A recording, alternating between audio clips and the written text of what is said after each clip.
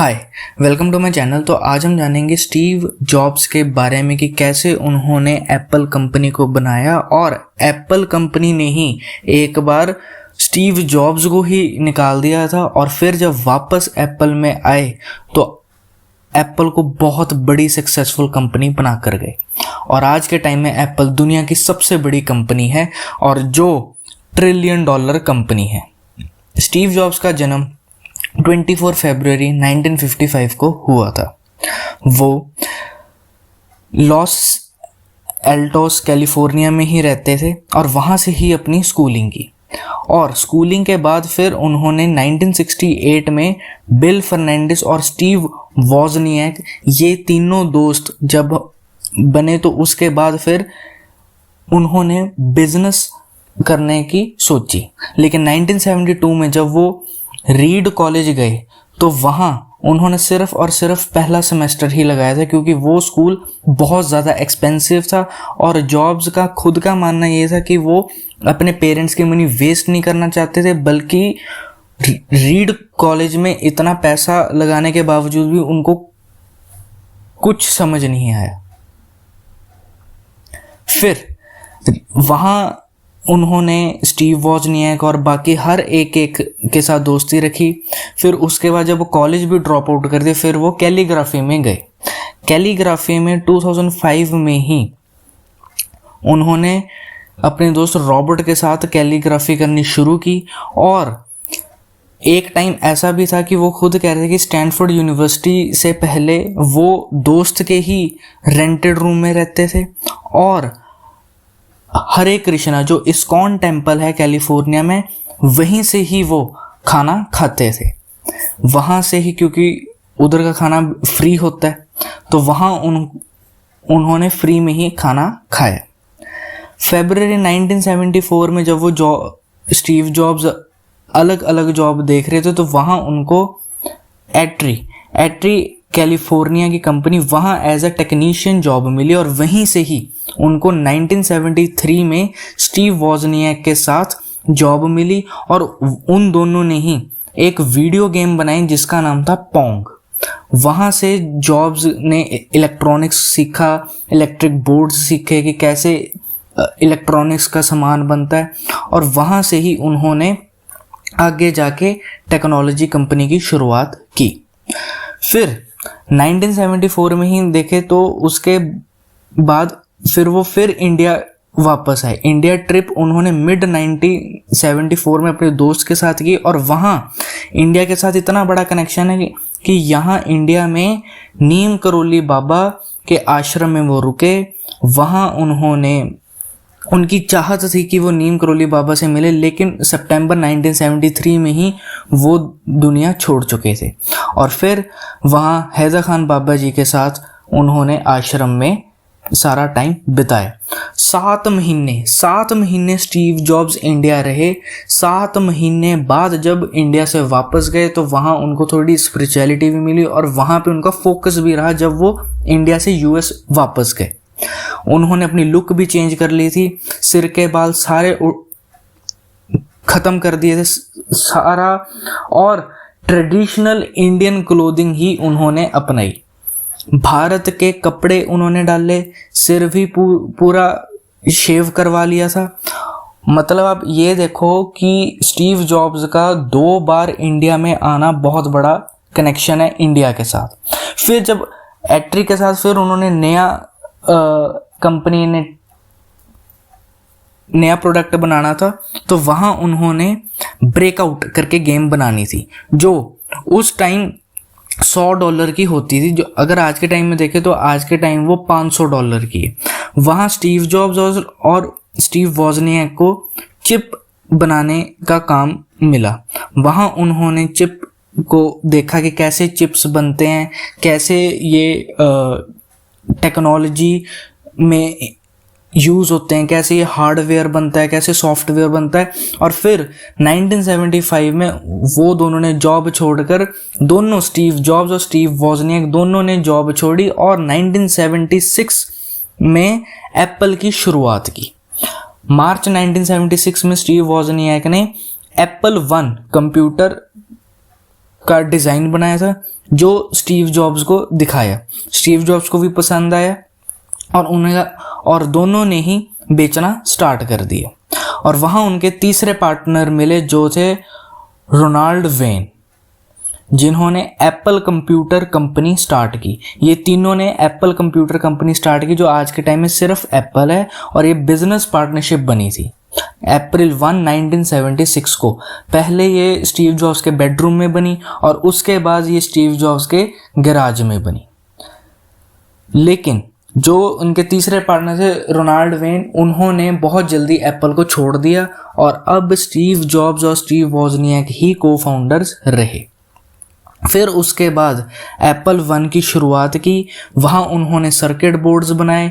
Circuit boards बना तो लिए, लेकिन उसको बेचना भी था। बेचने के लिए उनके पास पैसे नहीं थे।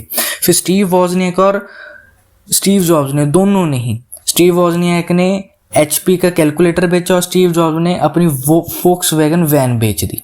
और वहाँ से उन्होंने 50 एप्पल 1 यूनिट के कंप्यूटर्स बेच दिए जो 500 से $800 के होते थे।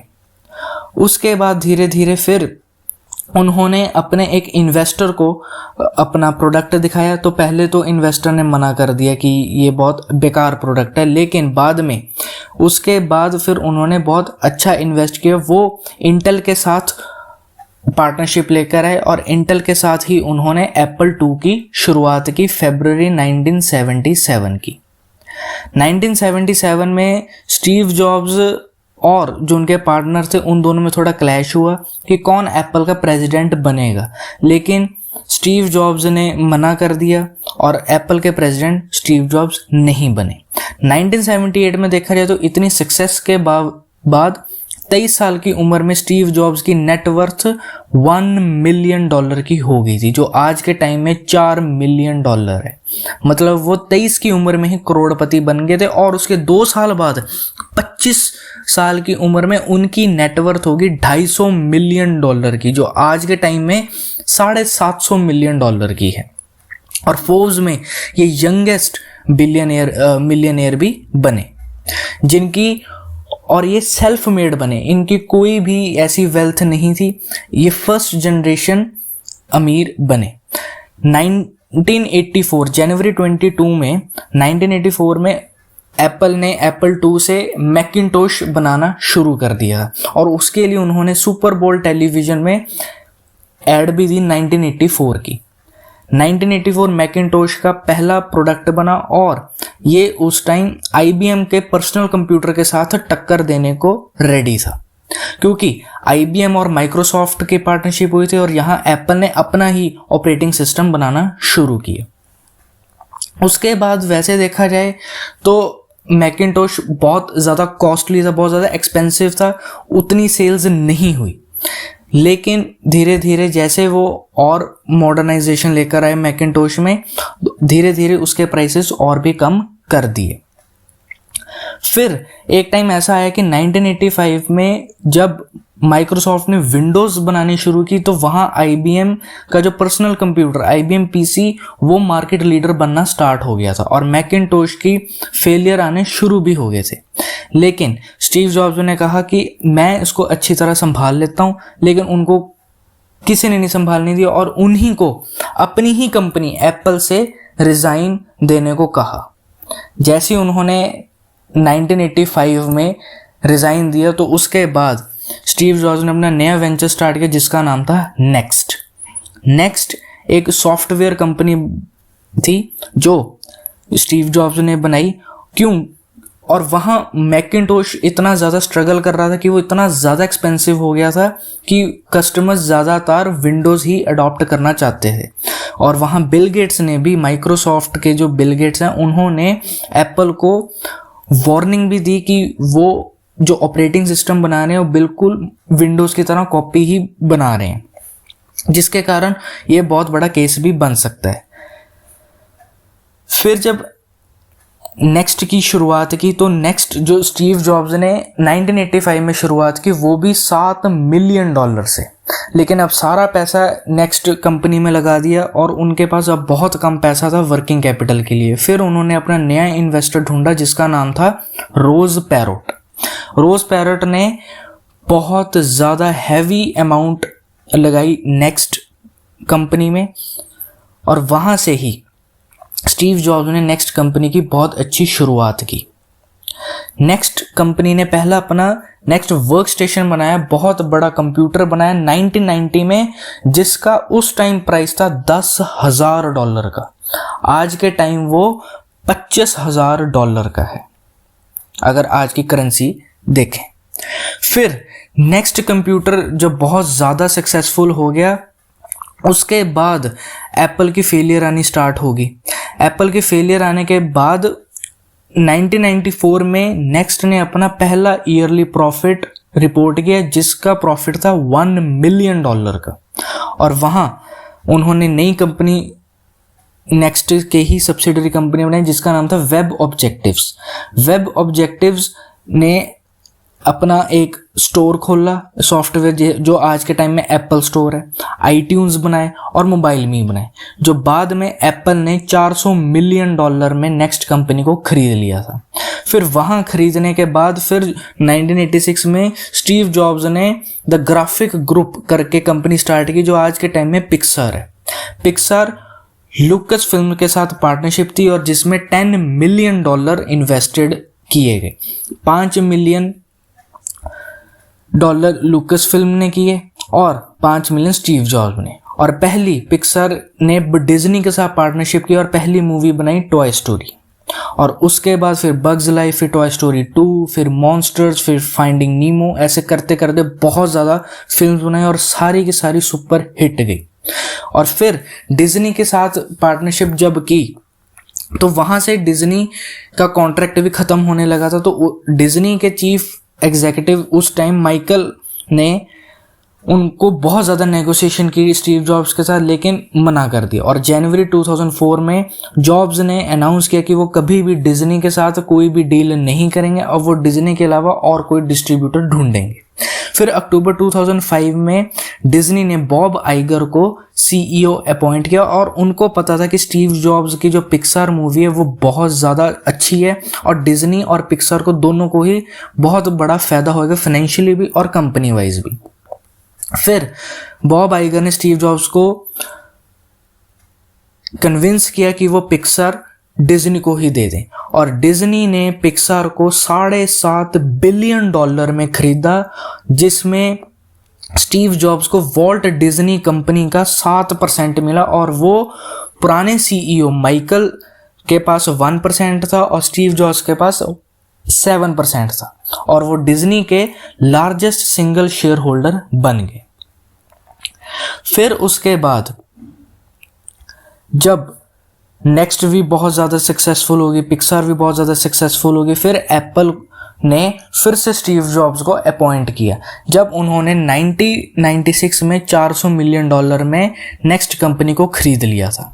फिर वहाँ के CEO बने स्टीव जॉब्स। स्टीव जॉब्स ने सबसे पहले जितने भी एप्पल के अपकमिंग प्रोजेक्ट्स थे वो सारे बंद करवा के मैकिंटोश नया बनाया जिसका नाम उन्होंने रखा सिर्फ और सिर्फ iMac इतना ज़्यादा सक्सेसफुल हुआ, बहुत ज़्यादा सक्सेसफुल हुआ और मैक का ही ऑपरेटिंग सिस्टम बनाया जिसका आज के टाइम में नाम है मैक ओएस के चलते ही उन्होंने iPod बनाया, फिर iTunes बनाया और जून 29, 2007 को एप्पल ने रेवोल्यूशन लेकर आए टेक्नोलॉजी सेक्टर में जब वो मोबाइल फ़ोन बिजनेस में आए और उन्होंने अपना पहला फ़ोन लॉन्च किया iPhone, पहला मल्टी टच डिस्प्ले सेलफोन जिसके अंदर GPS, जिसके अंदर कैमरा, जिसके अंदर iPod, जिसके अंदर अपना ही वेब ब्राउज़र, जिसकी वजह से पूरे वर्ल्ड में टेक्नोलॉजी रेवोल्यूशनाइज्ड होगी। नोकिया का डाउनफॉल आया और एप्पल आईफोन बहुत ज़्यादा सक्सेसफुल हुआ। फिर माइकल डेल कंप्यूटर्स के CEO के साथ थोड़ी बहस हुई। वहाँ उन्होंने 1987 में स्टीव जॉब्स ने क्रिटिसाइज़ किया माइकल डेल को कि वो बहुत ही घटिया कंप्यूटर बना रहे हैं, वो एक तरह से ब्लैक और ब्राउन कलर के डब्बे बना रहे हैं जो बिल्कुल बेसलेस है। जिसकी वजह से एक इंटरव्यू में किसी ने माइकल डेल से पूछा कि अगर एप्पल के सीईओ आप होते और उस टाइम जब एप्पल का डाउनफॉल आ रहा तो आप क्या करते? तो माइकल डेल ने कहा कि मैं सारी कंपनी बेच देता और सारों के पैसे लुटा देता। और उसके बाद स्टीव जॉब्स ने 2006 में अपने टीम मेंबर को लेटर लिखी कि आज स्टॉक मार्केट में एप्पल की market value, market capitalization Dell computer से ज़्यादा है। उसमें उन्होंने लिखा कि माइकल डेल परफेक्ट नहीं रहे कि वो फ्यूचर को कैसे प्रिडिक्ट करें, और आज के टाइम में Apple is worth more than Dell company. फिर उसके बाद स्टीव जॉब्स की बहुत ज़्यादा तारीफें हुई, वहाँ आईफोन के किंग बन गए, मार्केटिंग के किंग बने, काफ़ी ज़्यादा केस स्टडीज़ बनाई गई। और फिर स्टीव जॉब्स ने अपना एक ही यूनिफॉर्म रखा, जो वो खुद कहते हैं कि जैसे एम्प्लॉयज़ की यूनिफॉर्म होती है ऐसे ओनर की भी यूनिफॉर्म होनी चाहिए। जैसे आप देख सकते हैं कि यहाँ उन्होंने ब्लू कलर की लिवाइस की जीन्स है, न्यू बैलेंस के शूज़ है और टर्टल नेक ब्लैक कलर की लॉन्ग स्लीव शर्ट है। और इसके साथ साथ वो गैप कंपनी के भी बोर्ड मेंबर रहे 1999 से 2002 तक। फिर 2001 में एक इन पे केस लगा कि एप्पल ने इनके शेयर अपने आप ही $20 मिलियन के बेच दिए थे, जिसकी वजह से इन पे बहुत बड़ा केस भी चला। फिर 2005 में जॉब्स को बहुत ज़्यादा क्रिटिसाइज किया कि एप्पल रीसाइकल प्रोडक्ट्स नहीं बना रही और वो ई वेस्ट को बहुत ज़्यादा बढ़ा रही है, जिसकी वजह से इन्वायरमेंट में बहुत ज़्यादा अफेक्ट पड़ रहा है। जिसकी वजह से स्टीव जॉब्स ने कहा कि जो भी पुराने आईफोन्स हैं या पुराने आईपॉड्स हैं, जितने भी हैं, वो एप्पल वापस लेगा। वापस लेने के बाद थोड़ी बहुत एप्पल में एम्प्लॉयमेंट जनरेशन कम हुई, इंजीनियर्स काफ़ी ज़्यादा कम हुए, जिसकी वजह से यूएस के प्रेसिडेंट बराक ओबामा के साथ वो मिले और उन्होंने कहा कि वो यूएस के साथ साथ बाकी भी जितनी भी बड़ी कंट्रीज़ हैं उनके इंजीनियर्स को हायर करें और हायर करने के बाद यूएस का सिटीज़न वीज़ा भी दे दें।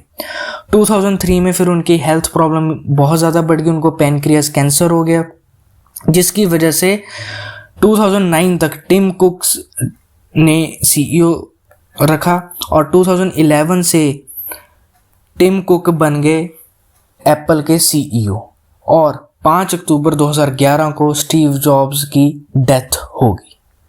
तो ये थी सारी कहानी स्टीव जॉब्स की कि कैसे उन्होंने दुनिया की सबसे बड़ी कंपनी एप्पल की शुरुआत की और आज के time Apple world's biggest company, दुनिया की सबसे बड़ी कंपनी है, जो इंडिया की जीडीपी से भी ज़्यादा बड़ी है, जो कनाडा की जीडीपी से भी ज़्यादा बड़ी है, जो ऑस्ट्रेलिया की जीडीपी से भी ज़्यादा बड़ी है। वो $1 ट्रिलियन कंपनी बन चुकी है आज के टाइम में। तो ये थी कहानी स्टीव जॉब्स की। उम्मीद है कि आपको वीडियो पसंद आए। लाइक, शेयर, सब्सक्राइब ज़रूर करें। Thank you.